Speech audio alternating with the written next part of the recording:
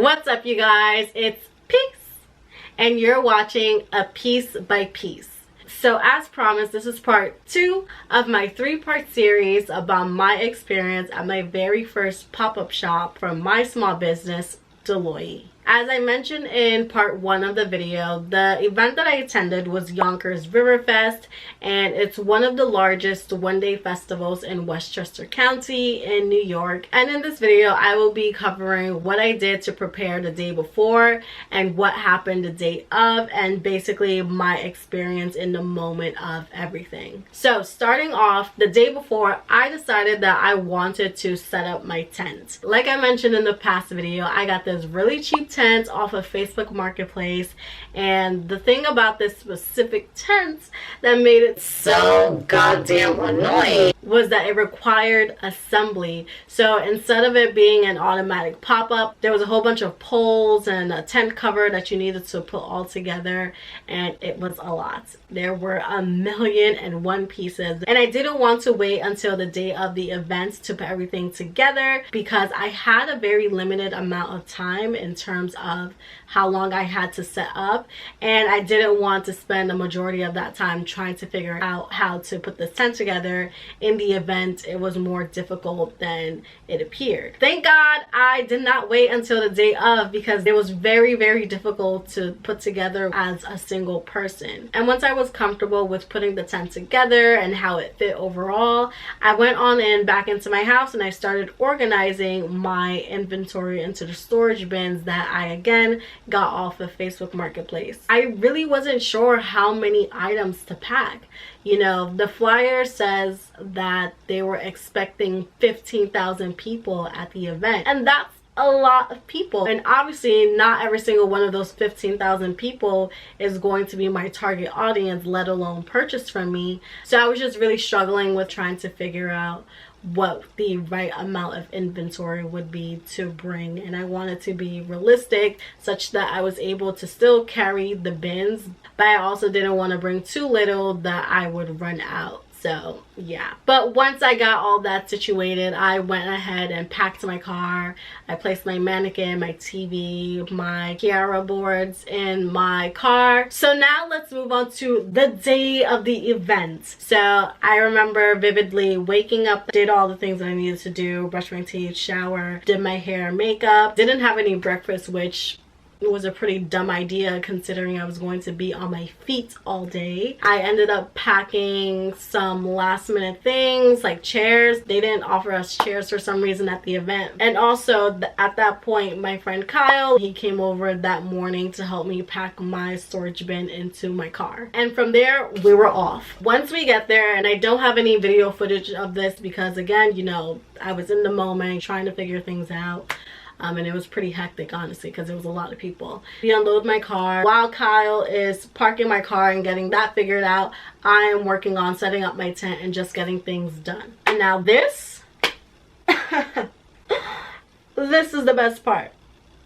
Being the vlogging queen that I am, I decided that, you know, I'm here, I'm setting up. I want to record what I'm doing. I want to show you guys what's the tea and what's going on. So I go to grab my camera.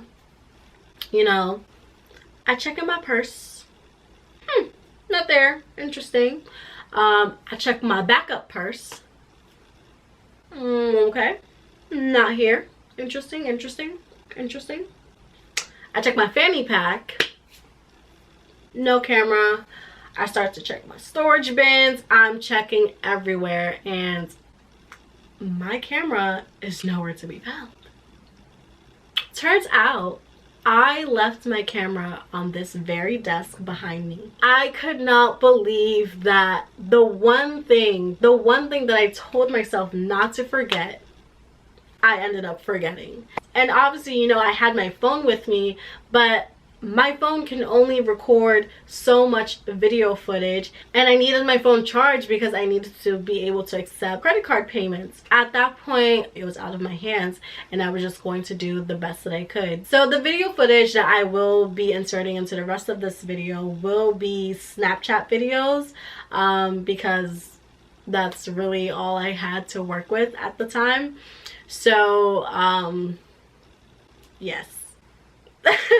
yeah, I just want to give you guys that warning. At that point, I start to set up my tent, and like I said, Kyle is still parking my car, so it's just me alone trying to set up this tent with 1,000,001 parts. And it was so freaking embarrassing because everyone had those cute little pop-up tents where they just assembled it in like 5 minutes, and I'm over here struggling trying to set up everything. But fortunately, I don't know if like everyone just sensed I was a newbie, but like I started to set up and other vendors started flocking towards me asking if I needed help. I guess they could tell I was struggling. Everyone that I came in contact with was super sweet and helpful.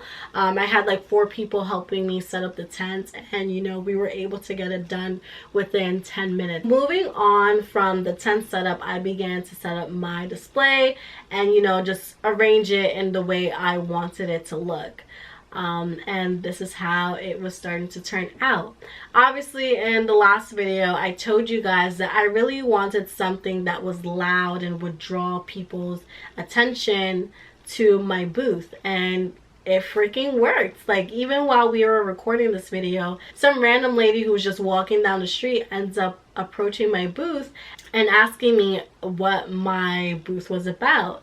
And you know, in that moment I was so ecstatic. Like, it felt like I had hooked a fish because she started asking me questions about my shapewear and like how it works and different stuff like that. So it was just really cool to, you know, see my, I guess, vision come to fruition, because that's exactly what I wanted. I wanted something that was loud, that would draw people in, that would help me close that sale. And it was really cool to see that that was happening even before I had completed my setup. So yeah. And in the video, of course, you can see me and Kyle just trying to set things up as quickly as possible. Here we're just trying to finalize the look of the display, as well as the banner in the back and the table display, which had my price spin wheel, my how-to board, and my display board.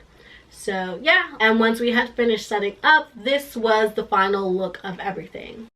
So this is what the setup is looking like. The TV is playing. You can't really see it on Snapchat, but like in person you can like clearly see it. This is my tent. Okay, and then this is the table here, spin wheel, goodie bags. This is a how does it work sign. This advertises the Velcro adhesives, and then this is just the shapewear so people can get a feel of it. And then this is a sizing chart. But yeah, I was pretty impressed with the look of everything, and at that point I was pretty much satisfied. At that point, I'm hungry. You know, I just did all that work and I did not have breakfast, so I'm hungry, and my friend Kyle offers to go get us some tacos from a food truck not too far away. He comes back with the tacos. Those tacos are bomb. And while I'm eating the tacos, I'm basically telling him, you know, about how I'm nervous, because he didn't plan on staying the entire time. He basically came to help me set up that first few hours. I'm basically telling him I'm just nervous, like I'm gonna be here by myself and I don't really know how to like approach people. I just had so many questions in my head. Who do I approach? What do I say to them once I see them? I was just so nervous. I just kept doubting myself and my skills and my product. I was just sort of saying them out loud and just talking to him about it. And this man, this godsend, having experience in sales, he's like basically explaining to me like it's really not that difficult. From what I recall, the general gist of it was you just approach anyone that you think may fall into your target audience. You ask them if they've ever experienced a problem with XYZ, and then you go on to give them a solution. At least that's what I recall. Like, it was such a blur. I'm like, Kyle, obviously that's easier said than done. Like, how do you just approach anyone and just, you know, start talking to them about a product? Like, what do you mean? Like, I don't understand. He's like, I bet, I'll give you an example. And in that very moment, a lady coming from the left side of the street, she's like walking down the street and she's about to pass our booth. He's like, all right, he puts his taco aside and he approaches this lady, right? This lady's wearing a blue dress. He goes up to her. From whatever call from the conversation, he goes up to her. He's like, hey, have you ever experienced the issue of your dress or skirt riding up? And he does like this little shimmy to like demonstrate like women pulling down their dresses. And she like nods her head and she's like, yeah, you know what, actually I have experienced this. And then he points to me. He's like, well, my friend is a genius and she created this shapewear that prevents dresses and skirts from riding up. And he points to me and basically signals for me to, you know, sort of close the deal by explaining what my product does. And he points to me, and at that moment, me not taking this seriously because I'm thinking he's just approaching some random lady to just give me a random demonstration. I have a mouthful of tacos and I freeze. I'm like, is he serious right now? So I get myself together. I wipe my hands and, you know, I start speaking to her. I start explaining what my product is. I start explaining how it works, and she's like really interested. I'm just speaking to her the way I normally would speak to anyone, you know, just trying to explain a product, not really thinking anything of it because I'm not taking it seriously at this point, of course. And she's like, okay, I'll buy one. You'll buy one? What do you mean you'll buy one?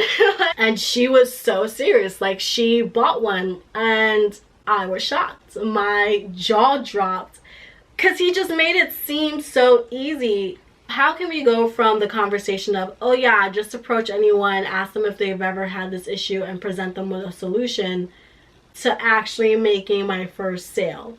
Mind you, before the event started. After that, Kyle ends up leaving. You know, I thank him for all his help and he gives me a little bit more advice. And I'm there and I'm basically rinsing and repeating and doing everything he told me to do. And I end up making about 7 more sales within the first 2 to 3 hours of the fair starting. And I was mind blown. Like, what?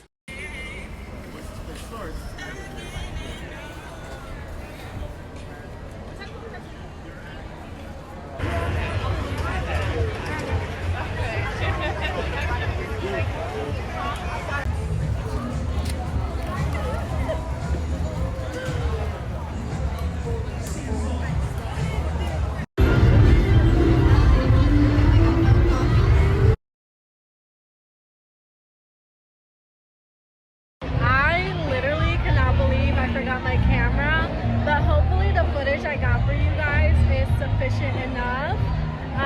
It is around 5 o'clock now and things are starting to wind down. It's not as crowded as it was earlier, but there's still a decent amount of people left, so I'm gonna still try to market and speak to as much people as possible.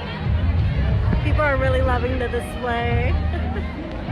I think what helped me the most in those first few hours of making sales is that, one, of course, my booth was pretty attractive. People would stop and stare at my booth, you know, tilt their head to their side and like try to figure out what was going on here. And I made it a point to leave my booth and, you know, enter the street and speak to people and say hi to them and ask them questions. I made it a point to smile. I made it a point to wave at people, to make them feel invited. And whenever people would stop and stare at like my TV or like my booth in general, I would tell them to come in, you know, let's have a conversation. And even if it wasn't necessarily me pitching my product, I was just having regular conversations with these people and making connections. And I felt like that really helped in me not only making sales, but in also collecting emails and just connecting with these different women. And I found that to be really, really fun and exciting, and that kept my energy up.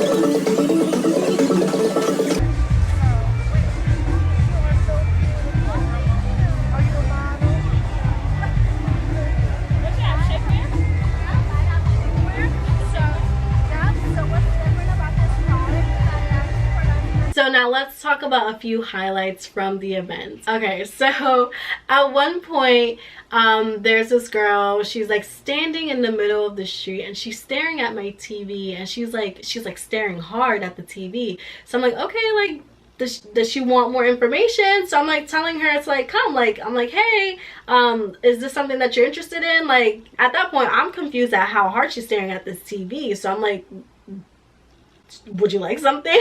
But then she's like, I've seen this before. I'm like, what do you mean you've seen this before? Like, at that point, the video that was playing on the TV was a TikTok that I had created.